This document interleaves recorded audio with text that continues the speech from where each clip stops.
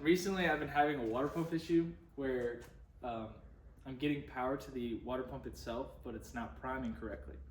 And I get engine codes when it says engine coolant pump missing, engine coolant pump current not whatever. It's like 2E83, 2E84. So today we're going to be diagnosing the electrical issue. Although I think I already know what it is, but I'm going to walk you through because I searched Yahoo, Bing, Microsoft Edge, YouTube, Reddit, and there's been a lot of different issues and a lot of different solutions, but I couldn't find my solution anywhere else, so I'm going to share it with you. So today, we're going to be starting from the front of the car and work to the back. The problem's in the back. I'll just give you the start, but I'm going to show you how we can run through and diagnose it with this tool. This is just like a current meter.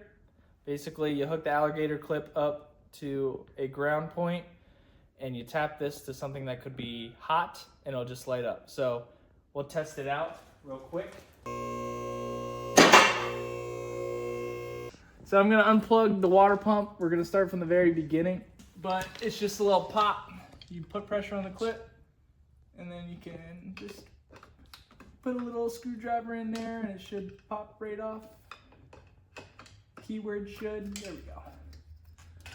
All right, I have the ignition on. And come up here, we got power. See the light?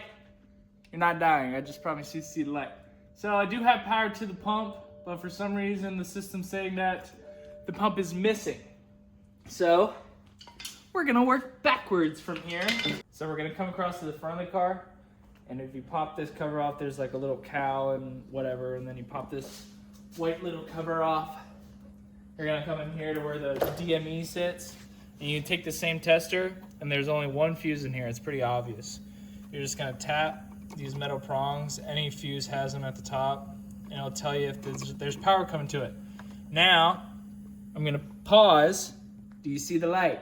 You're still alive. So this thing is not getting any power to this fuse, but I'm getting power to the water pump. So it gets a little confusing here. So the next point of it is we're gonna go into the cabin, and we're gonna check the fuse box inside the car and check a couple fuses there, and then we'll head to the back of the car. So we're gonna come into the car, but there's a few fuses that you could test, and it's terminal 11, I believe. And it should be a 30 amp fuse. We gotta check the fuse box in the car, which you gotta pop out and release the glove box, which is just two clips you press on and it pops right down. But there's fuses in here. I'll take it, I'll show you. Fuse 11 is, and I'll point an arrow at it. It's one of these 30 amps in the center. But there's also a 20 amp, that yellow one on the top right. We can check that as well as the 20 amp. Well, the 20 amp on the right might be wrong, but the 20 amp on the left, I believe, is the right one. That's fuse 11. So we can check that. Spoiler alert, all the fuses in there are fine. None is blown. We still want to diagnose why we're not getting power to the front fuse. So we're gonna come to the back where your battery's at.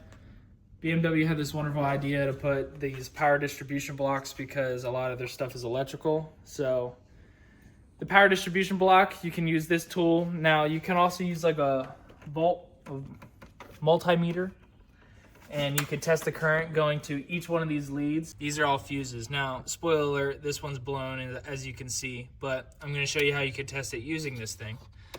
So we have the battery hooked up. That was stupid. I'm gonna put this alligator clip to a ground. And what you can do is you can just tap the inside of each of the fuses. The reason why I'm tapping the inside is because if this fuse was blown, we'd still get power out here, but if it was blown, we wouldn't get power to the inside. So I'm tapping it. This one's good. This one's good. This one's good. This one's blown. As you can see, I broke the cover of it off, and the little solder piece snapped. So this power distribution block needs to be replaced. So we're gonna replace it, come back, and we're gonna run through the test again. Welcome back. So we changed it out, and as you can see, this is a little closer look. Pretty obvious which fuse has broken. So we put the new one in. We're gonna hook it up to the battery. Now, the bleeding procedure of the water pump sometimes doesn't work if you have a low battery voltage. So this is a brand new battery, wasn't concerned about it, but I'm gonna hook up the trickle charger and we're gonna turn it on. So trickle charger's on, just have it on 2 amps. I'm just gonna kind of curiously see if we have any power to this this fuse up here. Look at that. Yeah! It's what we call problem solving. I changed 3 water pumps in this car. All said they were defective. I don't think they were defective, but if you're watching this and I bought a water pump from you, it was defective. Now we're gonna start the water pump bleeding process. So I filled up the coolant reservoir. Where's the lid? The lid.